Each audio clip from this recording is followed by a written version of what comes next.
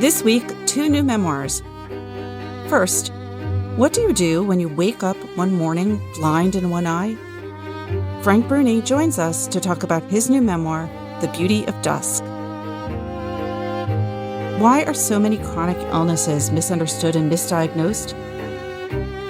Megan O'Rourke will be here to talk about her book, The Invisible Kingdom. Liz Harris will be here to talk about what's going on in the publishing world. Plus, our critics will join us to talk about the books they've been reading and reviewing. This is the Book Review Podcast from the New York Times. It's March 4th. I'm Pamela Paul. Frank Bruni joins us now from Chapel Hill, where he is currently a professor of public policy at Duke University. He's the author of several books, including most recently, The Beauty of Dusk, On Vision, Lost and Found. Frank, such a pleasure to have you here. It's great to be with you. Of course, what I didn't mention in that long introduction is that you are a former colleague of mine here at the New York Times and kind of a semi-still colleague insofar as you currently write a newsletter for the opinion section where you were until recently an opinion columnist. You've also held, I think, probably the most fun and glamorous jobs at the Times. You were the dining critic. You were the Rome bureau chief. You've done all kinds of other things here. What was the best job you had at the Times, looking back on it now from afar? I would say probably the one I enjoyed most was being Rome bureau chief. The bureau chief part of that is a little bit of an inflated misnomer, but it was so much fun as an Italian American, as someone who loves the country of Italy. It was so much fun to be based in Rome, to get to see Italy as a matter, through the course of doing work and stories. And if you are a kind of generalist and something of a dilettante like me, those geographic beats mean you do a little culture, a little politics. I covered the Vatican. It was an extremely stimulating mix. But it was also not just the Vatican and Rome, right? You covered a larger Mediterranean region. Yeah, I was in charge of Greece, for example, and that was in the run-up to the Athens Olympics. So every month, pretty much, I would fly to Athens and do yet another story saying, oh gosh, the Greeks are not ready for the Olympics. And of course, they were ready for the Olympics and it was all fine. But it is not such a life hardship to be forced to go to Greece once a month. All right, before we talk about the current book, I do want to talk a little bit about your new life outside the Times. What are you teaching at Duke University? I teach media and journalism and writing-oriented courses, but under the auspices of the School of Public Policy. So right now, I'm teaching the perennial media ethics course, which gets passed from professor to professor. And I'm also teaching a very small writing seminar on autobiographical writing. And one of the reasons I'm teaching that this semester is because when the book comes out, I'll have my students read it and we can talk about a book that's autobiographical and how one puts that together. That's great. And you can assign them your own book. Yeah, they're assigned it. Yep. So what is it like teaching journalism as opposed to practicing it? And I'm really interested, of course, in media ethics, which feels like a kind of constantly developing story. Well, I love teaching the media ethics course. It's really a kind of combined media ethics, media trends course, and each professor comes up with his or her own syllabus. And what we're looking at in my class, and I do love teaching this class, is we're looking at the level of trust, public trust in the media, back during the Watergate Pentagon Papers era. In fact, we began the course by watching the movie The Post and the movie All the President's Men. And that compared to now, there has been a plummet, as you know, in the amount of trust people feel toward the media. And we're sort of looking at everything that's happened, both things that were and weren't within the media's control from the 70s to now, and why that may have worked to erode trust in the media and what maybe is doable about it. What are you learning from your students?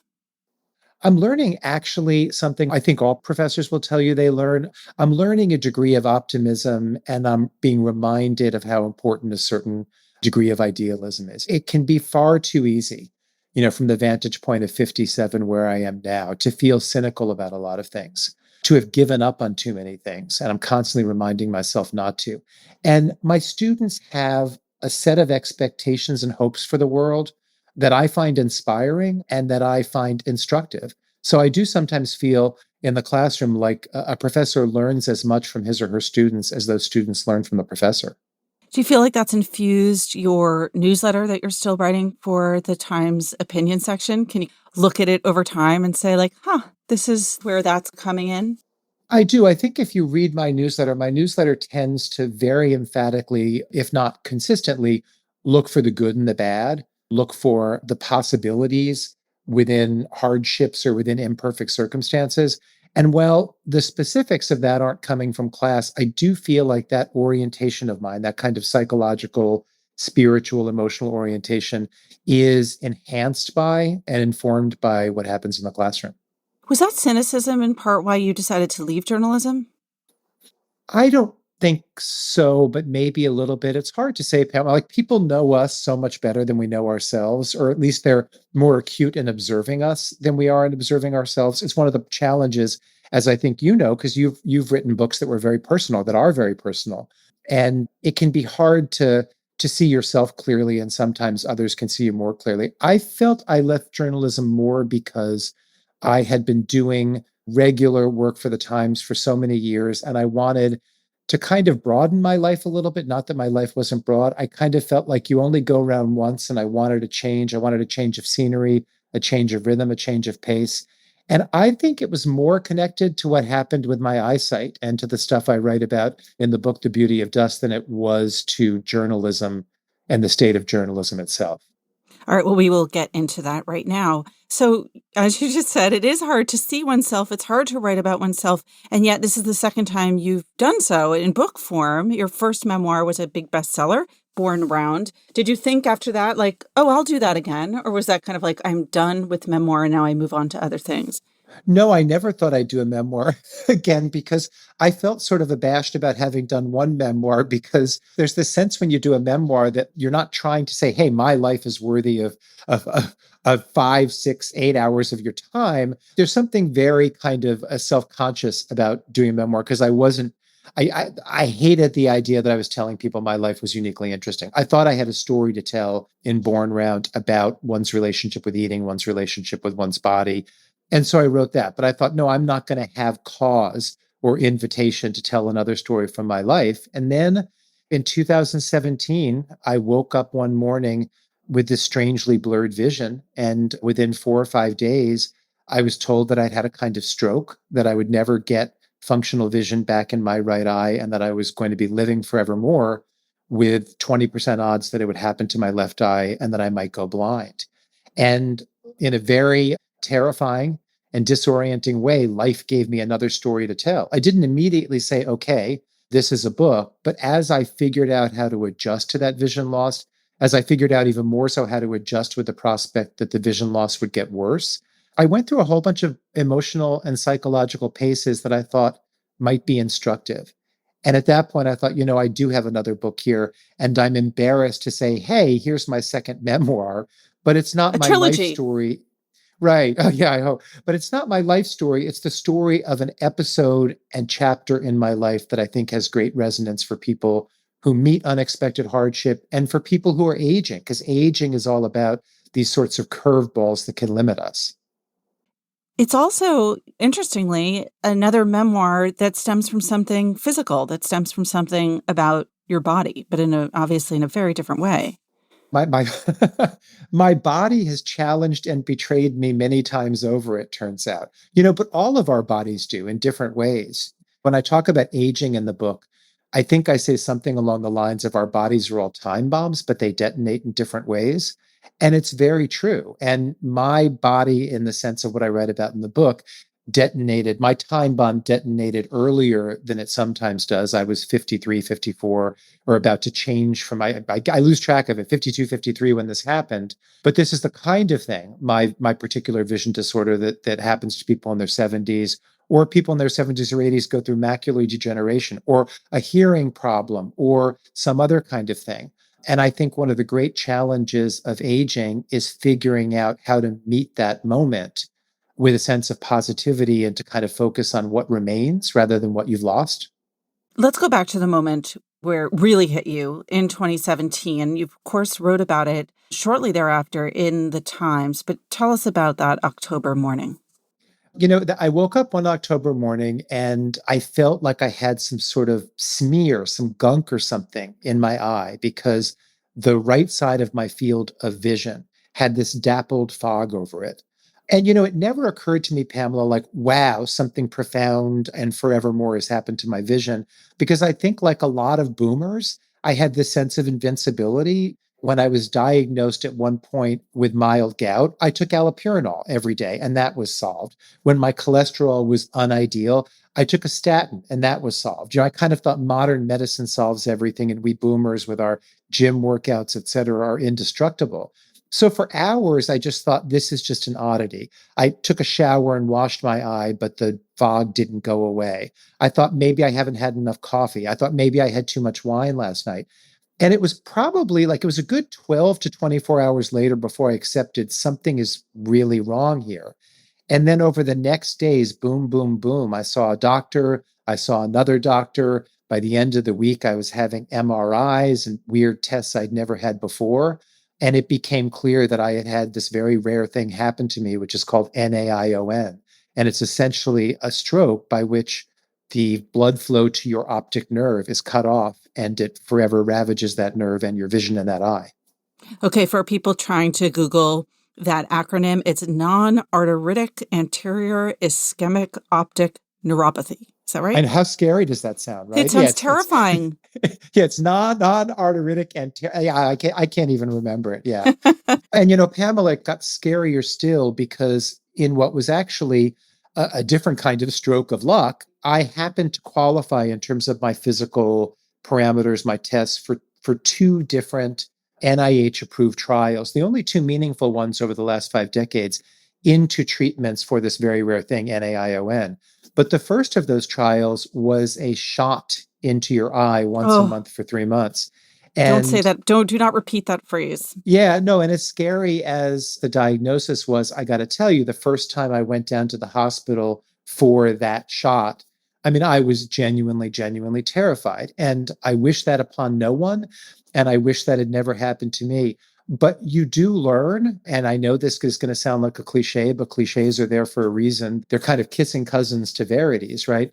You learn that you are capable of getting through so much more than you thought. And if there is a silver lining, if there is a grace note to what happened to me, and I think there are many, I feel much stronger today than I did 5 years ago because I have gone through things that if you told me I was going to go through them and not be undone by them, I would say to you, that's not right. That's not me. I'm weaker than that. And I learned that I'm not, that I am stronger than I thought I was. So when you get this diagnosis, you're told also at the same time that there's a roughly 40% chance that this will occur in your second eye. Yes, that I was told that, and it turned out that was untrue. It turned out it's actually 20%. But yes, for a number of weeks, I believed that there was almost a 1 in 2 chance I would go blind. How did you feel at the time? You know, there are many things about our emotions and our brains that I think are great, great evolutionary or adaptive gifts. I took it in intellectually, but I didn't take it in emotionally. It was almost like my brain saved me from that. So it was just this sort of surreal oddity that I was looking at for a while. But as time went by and I took it in a more real way, I was scared, but I found, and again, I learned something really, really fortunate and good about myself. I found I was more determined. So, for instance, this is a small thing, but I think it'll speak to listeners of this podcast. It'll speak to you because it's about the world of books. I had always been really, really frustrated at my inability to do audiobooks. My thoughts would wander. If I was doing it in a car, if I was doing it on the treadmill, one paragraph into a chapter or an audiobook, my thoughts had wandered. And the next thing I knew, it was 4 pages later, and I hadn't been listening for minutes on end. I made a decision to try harder, to try again, to try a third time. I now listen to more books than I read. I now listen to them at 1.5 or 1.6 speed. And there is a lesson for that to me and to everyone that's far beyond audiobooks. You are capable of adapting and adjusting in ways that you don't realize. But when you're forced to, or when you're properly motivated to, you find that you can. And so what ultimately happened was I became determined to almost prophylactively or preemptively adapt in a whole bunch of ways that made what may come down the road much less scary to me than it was. I was going to ask you about the reading, obviously, and also about the writing, because in the early pages of your book, you described looking at a computer screen, and it's not as simple as one side is kind of dark. We don't realize, I don't think, quite how cooperative our eyes are in the process of seeing. So what was it like in terms of how did it affect, again, obviously you jumped quite quickly into a solution, but the in a practical everyday sense, how did that eyesight loss affect your work and your daily life?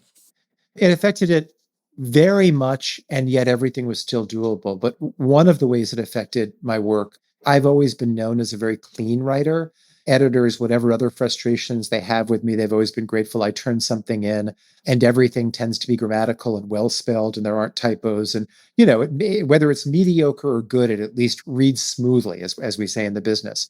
I started committing typos all over the place because there's an almost kind of dyslexia that can kick in with my vision challenges and my vision compromises. And I would write a couple paragraphs and then I would go back to proofread them and I would be horrified and mortified by how many typos there were that were never there before. Now, I catch most of them, but it meant, and it means to this day, that things that took me 2 hours before maybe take me 3 hours. Reading is much slower, whether I'm reading for work for something I'm about to write or whether I'm reading for pleasure. And I just have to calm down and accept that. But here's the thing, and it was hugely frustrating. And in my worst moments today, Pamela, it remains hugely frustrating. And I'm kind of human and I can be petty. And I say, oh, why am I dealing with this? This is unfair. But here's the thing, people still want me to write and people still publish my writing. That's an incredible privilege. And it's not so hard to focus on that over the fact that it takes me a third again as long to do work that I was fleeter at in the past. And so I just had some emotional and psychological work to do in terms of focusing on the fact that I remain much, much more privileged than I do challenged. And as long as I stay there in my thoughts, I'm fine. Staying on that idea of perspective, you process this in many ways as a reporter, and that you sought out other people to talk to. Talk about who you were talking to and what it was that you were trying to figure out. I'm so glad you asked me about that because one of the real gifts of doing this book and one of the gifts of the new perspective that what I've been through gave me is I realized there were all these people in my life, some of them fairly close friends, some acquaintances, who had stories of hardships, but more to the point, stories of perseverance that you kind of know are there. But since they don't wear these things on the surface, you don't really ask them about it. Maybe you think it's going to be intrusive. Maybe you just kind of really don't want something that heavy. So it just kind of flits by and you don't do it. I had conversations with people in my life about things I'd never conversed with them about before that really opened my eyes, made me see more clearly how many of us struggle and what people have been through. And I'll give you an example with a public person. I became friends maybe a decade and a half ago with Bob Kerrey, the former senator, former governor, former presidential candidate. And we would meet for dinner or drinks quite often. And occasionally he would make a fleeting reference to the leg he lost in Vietnam, but I would let it go by and he would let it go by because I didn't want to dwell there. I didn't want to be invasive, but I never got the sense that he would not be okay talking about it. In the service of the book and citing the book I was doing, I asked him once, hey, Bob, would you be willing to have a conversation about that incident, about what it did to you in the short term, about how it's changed your perspective on life? And we had this wonderful, soulful conversation that was so illuminating and instructive to me. And it's all in the book about how hard it was to lose his leg, about how it makes him self-conscious to this day, about various ways in which it changed and still colors the way he interacts with people. I never would have had that conversation or been able to share it with the world if this hadn't happened to me and if I hadn't made the decision through doing this book to have those conversations with people in my life. So I'll leave it for listeners to discover that full story in the book. But if you could just give us one sense of either what he gained from that or what someone else gained, because this is a book, as you say, not just about losses, but also about gains. Well, one of the things he said, and it resonated so much for me because my much lower degree of hardship, the lesser thing that happened to me, did this for me too. He said that when he is moving through the world and meeting people, he can sense when somebody is in pain because he has this sort of fine-tuned antenna because he's been through that pain himself. When someone is sort of tiptoeing toward or teetering at an abyss, he has this way of sensing it, and he has a comfort in asking about it because it's recognizable, because he sees a reflection of where he was in the past. That's one of the things that he said it has changed about him. And it's something he's grateful for. And I'm grateful for it to the lesser degree it's happened to me. All right. Well, we will let listeners discover all the other gains in the book. It's called The Beauty of Dusk on Vision, Lost and Found. And Frank, before you go, I'm just going to share the titles of all your other books with listeners because I don't know if there's like a more eclectic list of books around. You're obviously extremely versatile. It literally goes from meatloaf to college admissions. So there is a meatloaf in every oven, 2 chatty cooks, 1 iconic dish, and dozens of recipes from moms to Mario Batali's, which you co-wrote with Jennifer Steinauer. There is Ambling into History, the unlikely odyssey of George W. Bush, obvious follow-up to the meatloaf. Born Around, a story of family, food, and a ferocious appetite. And Where You Go Is Not Who You'll Be, an antidote to the college admissions mania. Frank, such a pleasure talking to you. I so enjoyed it. Thank you, Pamela.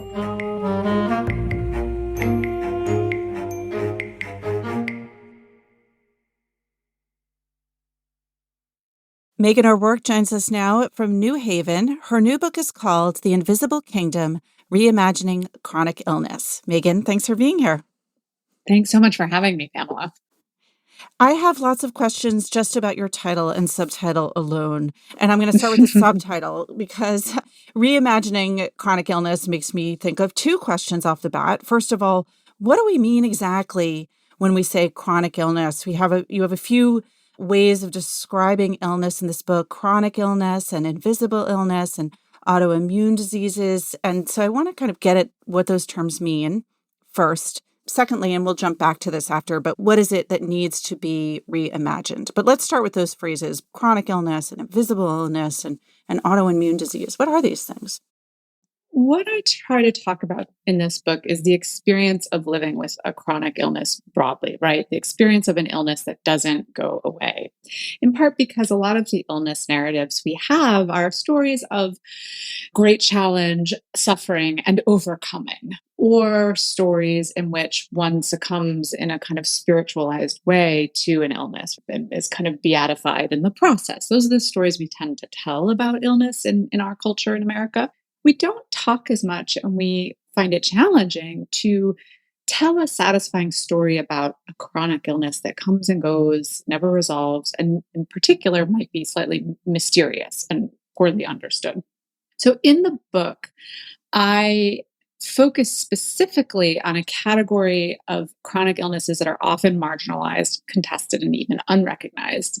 And these illnesses include autoimmune disease, myalgic encephalomyelitis or chronic fatigue syndrome, dysautonomia, now long COVID. And the reason I'm interested in these diseases is that they are often called invisible illnesses, right? People who have them often look fine. Their illnesses can come and go, especially if they're immune mediated. You can have periods of flares and periods of recovery. So I myself suffered from and lived with and still live with some of these diseases. And so I became really interested in the experience of being quite sick, but in a way that our culture doesn't have a kind of accepted frameworks for clear and easy ways of communicating what it is your experience is. So yeah, in the book, I use these terms a little bit interchangeably, but I'm most interested in these specific kind of chronic illnesses that include autoimmune disease.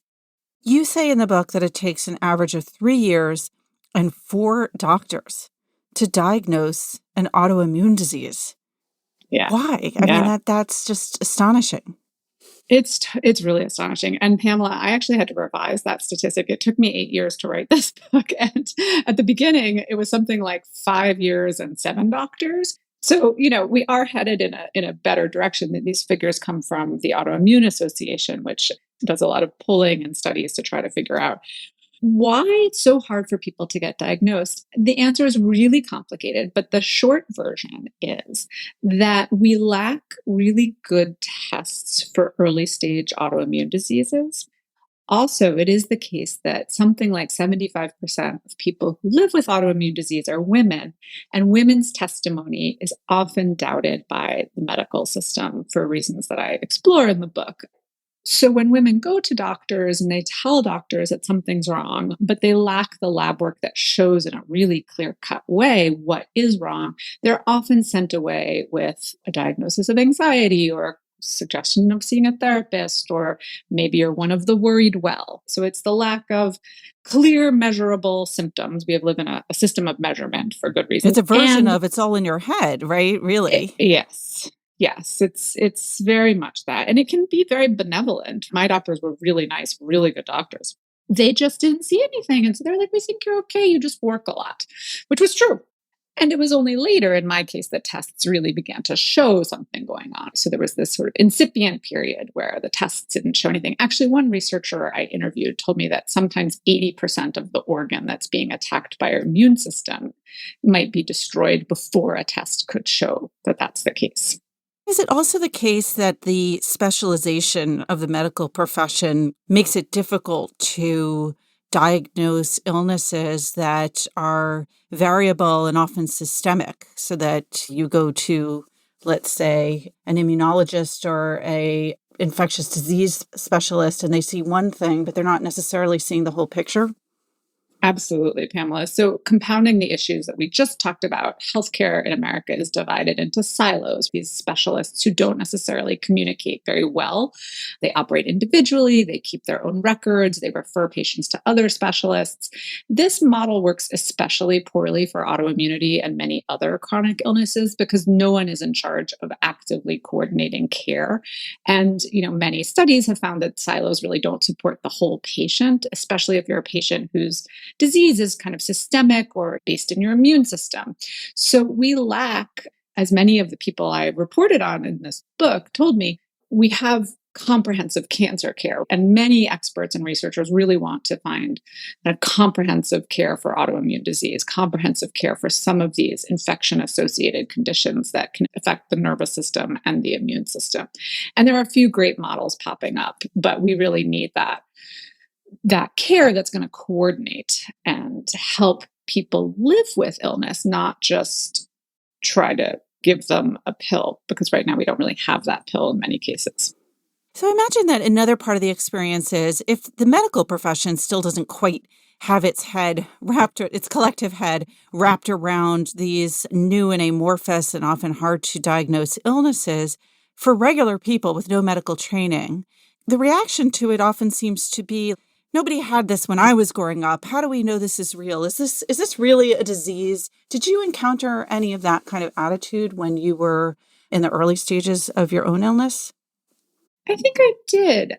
What's striking to me now, looking back, is that many of the women in my mother's family have very serious, diagnosed, very measurable autoimmune diseases, rheumatoid arthritis, ulcerative colitis, and more. And even given that fact, when I was going to the doctor saying something's wrong, I don't feel well, and here's the way in which I don't feel well, no one ever asked for about 10 years, does anyone in your family have an autoimmune disease?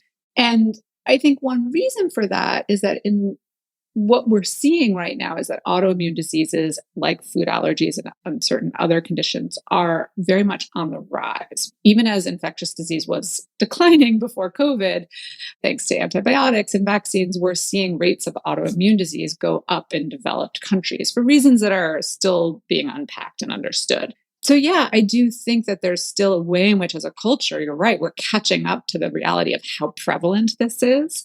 One researcher I talked to said, I used to see a doctor and researcher told me I used to see people when I first started in practice was a lot of women in their 40s, around late 40s, early 50s, around menopause were developing autoimmune diseases. He said, then it crept back to women in their 30s. And he said, now I'm seeing patients in their teens or early 20s who are coming in with autoimmune diseases just earlier and earlier. His research looks at that too. And there are studies showing autoimmune activity in the body seems to start in more people at a younger age than it used to. Do we know why? Well, there's a lot of theories, and I try to lay them out in my book. We don't know clearly why, but what we can say, according to, again, to the scientists I spoke to, some of them at Johns Hopkins Autoimmunity Center, it's something about what scientists call environment, broadly speaking. So environment in this terminology could refer to anything from changes in our food system to changes in our microbiome to the huge increase in chemicals all around us. There's this idea that if we know chemicals can be carcinogenic, some people think that chemicals can also be what Donna Jackson Nakazawa calls autogenic, that they can trigger autoimmune disease. So it's probably a combination of these different things. Researchers are also pointing to the role of viruses as a trigger, especially in combination with some of these exposures to chemicals or stress or changes in the microbiome. A lot of the cutting edge research that I reported on is being done by people who are looking at the ways that the microbiota in our bodies, the tiny bacteria that live with us, interact with our immune system and viruses in a whole set of complicated ways we're just beginning to understand and look at. And dysfunctions in that, or changes in that at least, may be having effects on us that we still don't fully understand. You write of what you know in this book because, as you mentioned, you have suffered from autoimmune disease and some of these invisible illnesses yourself. Let's talk about that experience. When did you start to feel ill, and what were your symptoms? Pamela, this is one of the strangest parts of my experience. As I say in the book, I got sick the way Hemingway says you go broke, right? Gradually and then suddenly. So it's very hard for me to pinpoint a moment when it all began. When I think about the fall after I had graduated from university. I had moved to New York and was living in the East Village, and I started having this very strange set of symptoms where I'd experienced debilitating bouts of fatigue and then strange neurological symptoms all over my body that felt like tiny bees were attacking me on Second Avenue. I would have to stop and rub my legs to make the sensation go away. I also started having vertigo and, as you can tell, these amorphous symptoms, right? You can't really measure them. What were you thinking at the time? I thought it was something about me. I was this 21-year-old who just graduated, and I thought, I just don't know how to live. Like, I'm eating the wrong food. I'm not sleeping right. I was like a hapless 21-year-old. I did go to a dermatologist who I still see was a wonderful doctor. And he was like, maybe something's going on here, but I think it's maybe just dry skin. He later told me that he actually had found some autoimmune markers, but didn't fully credit them at the time because it just didn't seem to add up to anything. What does that mean, an autoimmune marker? In my case, the particular thing he found then was something called a positive ANA, or anti-nucleic antibody. The problem with using it as a marker is it's very generalized, and a lot of people have a positive ANA without being sick. But in my case, I was experiencing symptoms and I had a positive marker of what's called an autoantibody. So antibodies, we've all been talking about antibodies, right? The antibodies fight viruses, they capture the virus and get rid of it. An autoantibody means an antibody that attacks the self, auto for self. We really don't want those in our body. We don't want our own immune system attacking your body, yourself. And for a long time, immunologists thought this couldn't even happen. This is one reason we don't understand autoimmunity well, was that for a good 50 years after the immune system was discovered, people thought the immune system was designed not to attack the body. We now know that that's wrong. Ideally, the immune system does not attack the body, but in more and more cases, it does. So yes, my experience of getting sick was like walking slowly into ever deeper water. And for a long time, I didn't even think I was sick. I just thought I wasn't managing my life very well, or that this was how everyone felt. And I was just, complaining about it. I used to say to my partner, do you feel really bad when you wake up in the morning? Is it hard to move your body? Do you feel brain fog?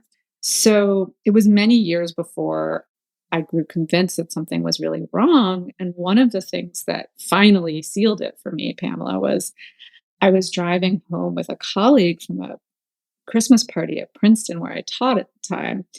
And he was someone I had known for a decade. And I looked over at him and I had no idea who he was. And I did know that I knew him, so I wasn't alarmed, but I could not in any way recall how long I'd known him, in what context, what his name was, or just anything about him. It'd be like, forgetting who my uncle was. So I came home and I said to Jim, this happened, has this ever happened to you? And my partner was like, that's, no, something's wrong. It wasn't just about not recognizing other people in this instance, but also you write in the book of not really recognizing yourself. And I imagine because this started happening when you were in your early 20s, you're still kind of trying to figure out who am I as a grown-up? What is this person? And you write about not feeling like yourself, but then wondering, is this me? No, I mean, this was one of the strangest things because it was this experience of getting sick that the image that comes to mind is the story of, if you put a frog in boiling water, if you slowly warm the water, they don't realize it and jump out. That was what it was like. So I just kept getting sicker and sicker, but it took for so long to realize, okay, something's quite wrong. And that was exactly for the reason you're pointing to. And also the problem of subjectivity. None of us know what others are experiencing. So I thought, okay, maybe pain is normal. Maybe brain fog is normal. Maybe I'm just should never eat dessert. Right. So it really did take, I think, maturing into my 30s and getting really sick to just cross that line where it became unignorable. I think the other piece of it too, Pamela, is that I really, when my doctor said there's nothing wrong, I took that completely at face value. That's because I had, and I still have, deep faith in science and medicine. What I didn't understand at the time, or what I hadn't thought through, was that there might be ways in which a body could live at the edge of medical knowledge, that tests might not show everything wrong, but that you could still be sick. And that also our medical system is set up in these silos, these 10-minute appointments where it's very hard to dig deeper. And it was only over time that my doctors and I were able to do that digging. So you talked about that moment where you turned to the person next to you and realized you didn't recognize him. Did you then go to a doctor and did they give you a diagnosis at that point? Or at what point did you get what felt like a persuasive diagnosis for what you had? I can't actually remember the exact chronology, but I think it was around then that I found a really excellent specialist in women's health who immediately asked me about autoimmune diseases and my family. And as soon as I told her my family history, she said, look, I highly suspect you have some kind of autoimmune disease. And that was the first step. I was diagnosed with autoimmune thyroiditis, which is a thyroid disease, and it can make you feel sluggish and full of brain fog and confused and tired.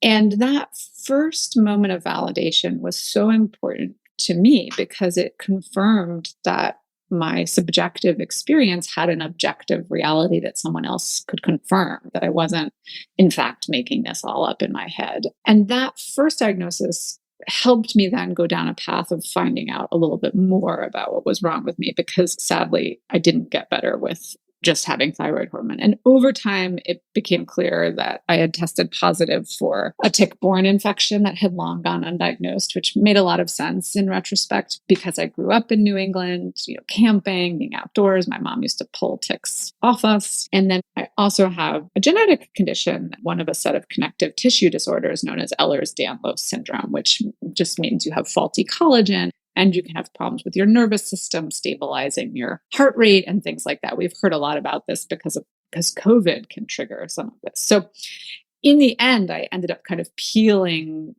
the layers of the onion to arrive at some answers that have really transformed my life and transformed my health, even as I still live with some of these conditions. So collagen is a word that most of us probably associate with expensive and perhaps dubious skin cream kind of products.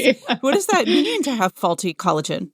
It's so funny you ask this, Pamela, because someone had said to me kind of a while ago, you may have Ehlers-Danlos syndrome. And, just means you're connective, you're very flexible, right? Collagen is what makes up our cartilage, our tendons. And I thought, oh, great. What's wrong with being flexible? That doesn't sound like a problem. But as it turns out, collagen is part of, or this particular protein at least, that gets slightly disrupted if you have these genetic conditions.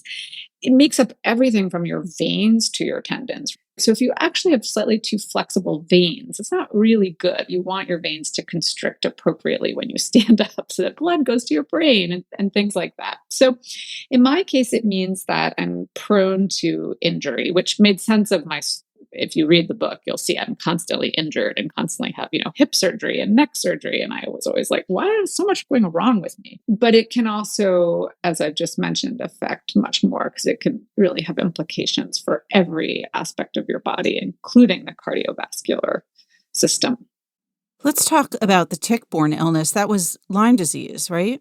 So I had Lyme disease, and I also tested positive for what's called a co-infection, which is another infection that often is transmitted by ticks at the same time that they transmit Lyme disease. In this case, I had babesiosis. Ross Douthat was on the podcast recently talking about his own memoir, which dealt with his own experience with Lyme. And like many people, he found himself pursuing alternative medical treatments that 10 years before getting sick, he would have been like, that sounds crazy. But lots of people do that. What kind of treatment did you seek out for Lyme? Did you go down that road of alternate? Oh, yes. So yeah, this is such a hard thing to talk about. And it's one of the reasons I wrote the book was that I found myself in the position of being this evidence-based journalist who likes to gather information and really trust authorities and all that. And suddenly I found myself with this diagnosis. It's considered kind of a dubious diagnosis, which is weird because in my case, what was dubious was just that I hadn't gotten diagnosed in a timely way. But by virtue of having lived with a tick-borne illness for a long time, I really was at the edge of medical knowledge because medicine is not quite sure how to treat people with what is called late stage Lyme, in which the infection has disseminated throughout your body.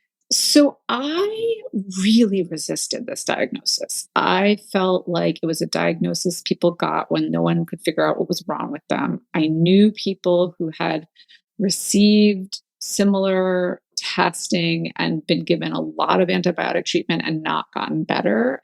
I did know someone else who had gotten better. So I just wanted to dig in and find out more. But the more I researched, the more the journalist in me began to think, it's reasonable to pursue antibiotic treatment in this case. And I have to say, too, I talk about in the book that before this point, because I was increasingly desperate without answers, I was trying some really strange things. Oxygen treatment and, every different diet known to man and strange supplements. So when I got the Lyme diagnosis, my partner, who's very rational, was like, well, why not just take some antibiotics? It'll tell you quickly if it helps you. And in my case, the antibiotics immediately turned my health around. They didn't cure me, but in a way, my story is quite different from Ross's in that he didn't experience immediate relief from the antibiotics. And I did. I went from being bedridden in April 2014 to running 5 miles in May 2014. So it was a transformation and my brain was restored to me. And so what I did do, though, was take antibiotics on and off for some time, which there's a lot of debate about whether you should do that. I have about 18 more questions about all of this, but we are really out of time. So I'm going to ask one last question, and I'll leave it to listeners to read the book and have all of those questions, their own questions answered, or at least the answers that we know. The last question I want to ask is about long COVID, because you've mentioned it a few times. You started this book well before COVID, but what has your research and your experience told you that might inform the way we think about long COVID? So one of the most interesting things I learned when I was researching this book is that, and I learned this before COVID, SARS-CoV-2 became the source of a global pandemic. But one of the most interesting things I learned was that infections often trigger in a subset of patients a series of chronic problems that may involve an intricate interplay of the infection and the immune system and the nervous system. It may also involve having a certain genetic susceptibility to these problems. So when the global pandemic broke out, I was kind of on the lookout, to tell you the truth, to see, were people going to not get better? That was actually one of the biggest worries I had about contracting COVID. Not so much that I might be hospitalized, but that maybe I would get sick and not recover. I wrote a chapter that's about long COVID and did a lot of reporting at Mount Sinai's Center for Post-COVID Care, where they've pioneered a lot of treatment. And, as we all know, we're learning more about long COVID every day, but very quickly became clear that the virus is triggering dysfunction in a variety of ways in a significant cohort of patients. It's really interesting and tragic to watch the sort of discourse of long COVID play out, because already we're in this very polarized place where a lot of people want to say, oh, this is in the minds of those who have it. They're anxious. The pandemic caused anxiety. And what I can say is that there are really clear biomarkers. There's really clear data we're looking at that scientists are looking at. And there's just a lot to show that SARS-CoV-2 just does something to some people's bodies that stays, doesn't immediately resolve. So a hope is that at least maybe one consequence of the tragedy of the scope of this problem is that it could bring more attention to the need for research and tools to treat what this cohort of scientists are calling infection initiated conditions or infection associated conditions. Well, there's a lot of context and background for understanding all of that in this book. The title again is The Invisible Kingdom, Reimagining Chronic Illness by Megan O'Rourke. And O'Rourke is also the author of a previous memoir, The Long Goodbye, and several collections of poetry. Megan, thanks so much for being here. Thanks so much for having me.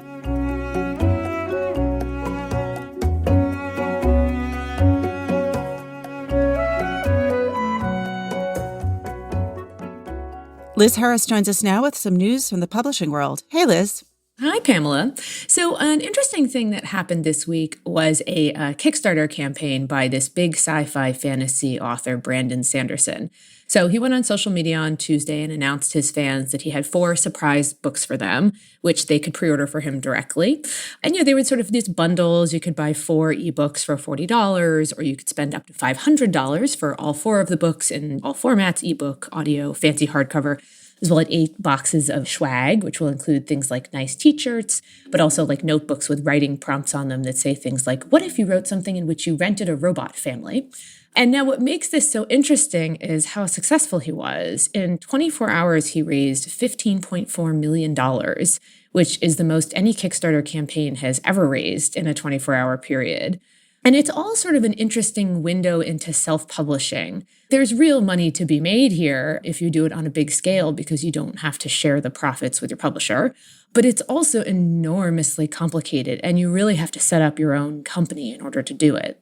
Books need editors, designers, lawyers. Someone has to register the ISBN number and file for copyright. Someone needs to proofread it and then proofread it again. And when you get into the physical books, that's when it gets really complicated, and you have to print them and store them and distribute them and make sure they're all in the right place. So it's a business, and you want to make sure that everyone at every step of the process is good. So it's something that even though it can be really lucrative in just the right set of circumstances, it's just not something that most authors are interested or able to do. But for Sanderson, this so far has been very successful because he has a very large, very devoted fan base that he can communicate with directly, but also because he has built himself a little publishing business just for his own books. He has 30 employees. He's got 15 warehouse employees and has his own warehouse near his home in Utah. So he's been self-published this whole time? He hasn't. So his main publishers are Tor at Macmillan and Delacorte at Penguin Random House. And he's been self-publishing ebooks since 2010. And he did sort of a little kind of trial balloon for this. In 2020, he did a Kickstarter for leather-bound collector's editions, essentially, of some of his books. But this is the first time he's done this at scale like this. But what he said that he kind of wanted to do here is he was sort of running 2 experiments. One was with bundling and upselling. He thinks that there's a lot of potential in publishing to have people buy nicer stuff, basically, and spend more money on you. I think he said that the Lord of the Rings DVD came out and there was some fancy version of it that came with like really pretty bookends. So he paid the extra money for the fancy bookends, and he thinks publishers can do stuff like that, which is what he's done. And people are paying $500 for 8 boxes of stuff along with the books. But why doesn't he do that with his publisher? Why would he cut his publisher out? Well, I mean, I guess there are sort of 2 reasons. When he had talked to Macmillan years ago about, it wasn't sort of specifically this, but it was about bundling different kinds of books together, like the ebook with the physical book, and nothing ever came of it. And if he does it himself, and if he has the money and the wherewithal to do it, you can do it without the approval of a big corporation, right? And you can do what you want and experiment with what you want. The other reason he wanted to do this on his own, he said, was Amazon. And he wanted to experiment with poking a little hole in Amazon's dominance. I mean, they're obviously huge in physical books, but they're even bigger in audio and ebook, which are 80% of his sales. So if he can sell directly to his customers, Amazon has no role.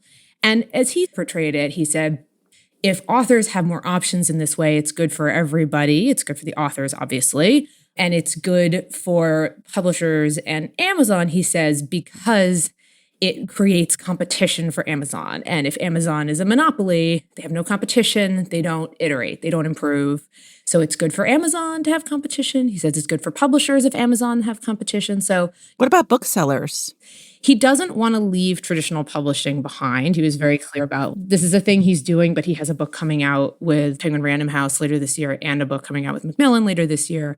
And has no intention of stopping because he wants his books in bookstores also. And that's not something he's able to do this way. And so he's still committed, he says, to his publishers, to the bookstores, to all of that. But this is something very different he's trying.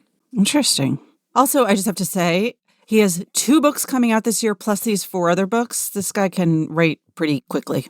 Yes, he said he wrote these 4 additional books in the time he wasn't traveling in 2020 and 2021. So it was 2 extra books a year in each of those years, plus he writes a book a year for his regular publishers. So he wrote 3 books a year, and they're big.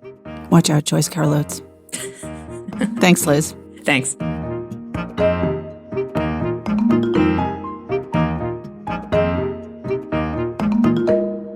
This is John Williams. I'm joined by 2 of the Times' book critics, Dwight Garner and Alexandra Jacobs, to talk about the books they've recently read and reviewed. Hi, everybody. Hi, John. Good morning, John.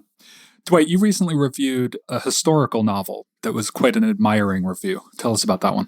Yeah, I really liked it. It's called Black Cloud Rising, and it's a Civil War novel written by David Wright Falade, who is a professor of English at the University of Illinois. And this is about a black regiment of troops near the end of the Civil War who marched into the South, sort of flushing out some remaining Confederate soldiers left down there and some bushwhackers. And what's great about this novel is it's just a damn war novel. You know, there aren't multiple points of view. It doesn't go back and forth in time. It's a gripping, down to the soil war story about what it's like, especially for Black soldiers, to march into the South and to see the astonished looks on the faces of the white Southerners, to see these Black men in uniform marching into their part of the country. Falade is just, he's telling a true story here. There's an actual sergeant named Richard Etheridge who was part of the leadership of this brigade. Etheridge had a really wide, interesting life. He ended up later in his life founding a group that later turned into the United States Coast Guard. And Falade wrote a previous nonfiction book about Etheridge. In this novel, though, it's just a simple war story. And I was just so happy to read just a gripping book that's just really well told. No tricks. No tricks. And, literature is why I live. I mean, I love books, and I love writers who really go for it. But, one of the problems with really going for it all the time is a lot of writers go for it and they maybe shouldn't. I mean, not everyone is. There's a famous quote that I like, and I forget who it's by, but it might be Max Beerbohm, who's a British writer and humorist. And he said, so many men just want to be serious all the time. I mean, and no one's juggling. He uses the phrase is juggling golden balls. And he says, it would be so nice if so many people didn't try to be so serious at every moment and try to shoot for the grandest thing. And if we had more of these people who are closer to the earth, who did basic things really well and were charmers. And I'm not saying that Falade is doing that at all, because this is quite a serious novel indeed. But he sort of used simple things. I say in my review, this novel feels like it's well made and built out of pine, but not mahogany. Right. But he has written or co-written these nonfiction books. There's obviously this skill he has at getting across I assume, the meat of what was actually happening in these details while also keeping the story propulsive. Yeah. I mean, it's always a problem for writers of historical novels. And I frankly, I may have said this here before, I'm not the biggest fan of historical fiction. And one of the reasons why, I mean, even Falade can't completely skip by this, but there's sometimes too much exposition in the conversation, in the dialogue. They'll have to sort of give you a long passage that someone's supposedly saying that really fills in all this backstory. And you know that no one would actually talk like that. And Falade mostly avoids that.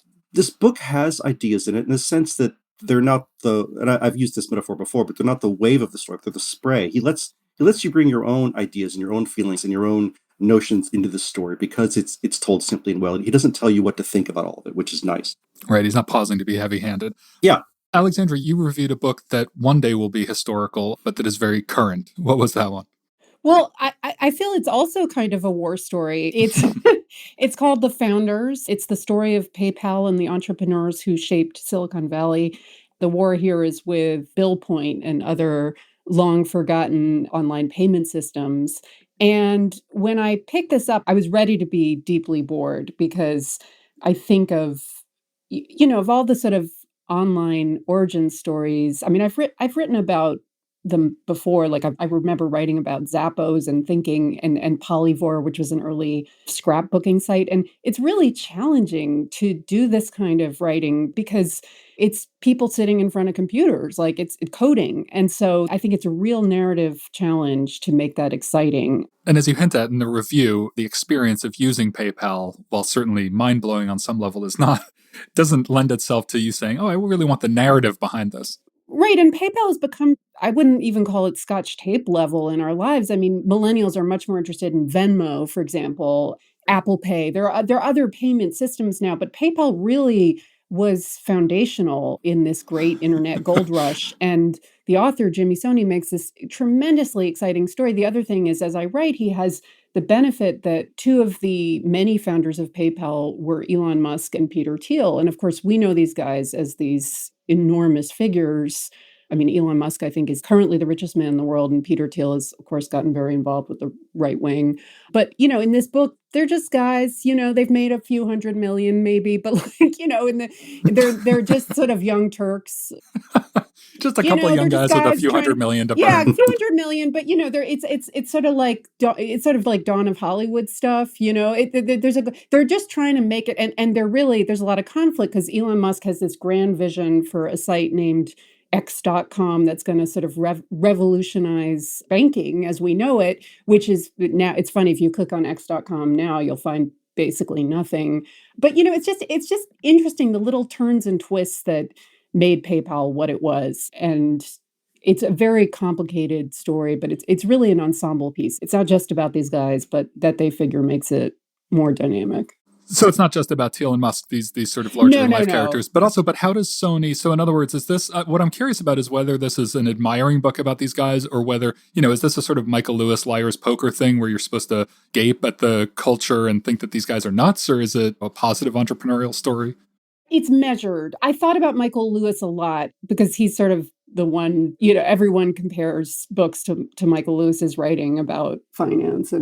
But I don't think it's really like that. It's more, it's not really admiring either. It's very measured. It's very even-handed. Sony does sort of acknowledge that there was this group of people who really were getting in there from the ground up. They were known as the PayPal Mafia. Many of them went on to found other successful companies that are big parts of our lives, like Yelp or LinkedIn. And so it is a tree that's borne a lot of fruit. Yeah, exactly. And there is this twist at the end. I feel he kind of acknowledges the fact that we're talking about money men here who are not necessarily the most sympathetic characters to be writing about people who become these billionaires. But at the end, he sticks in a story of how media coverage of these guys inspired two guys who were in prison that really, I mean, I don't want to ruin anything, but as I write in the review, I was crying at the end. I did not expect that from a book about PayPal to be crying. Yeah, Elon Musk seems to garner a lot of reactions from people, but yeah, exactly. It doesn't generally induce sympathetic tears. So not weeping. So I highly recommend this. I mean, this is one of those books that sort of shakes you out of your complacent, internet enjoying state. It sounds like what these two very different books have in common is that they really move along, that their story is well told, which is always a relief. Oh my gosh. And this one was almost 500 pages. So exceptional accomplishment. John, I've got to break in. I've got to ask you what you're reading. What are you excited about or unexcited about? What am I excited about? I am trying to keep up with some of the more recent releases. I'm reading Sheila Heti's new novel. I'm halfway through that. I'm reading Amy Bloom's new memoir, which, Dwight, you're going to be writing about soon. And maybe probably by the time this podcast airs, that'll be up online.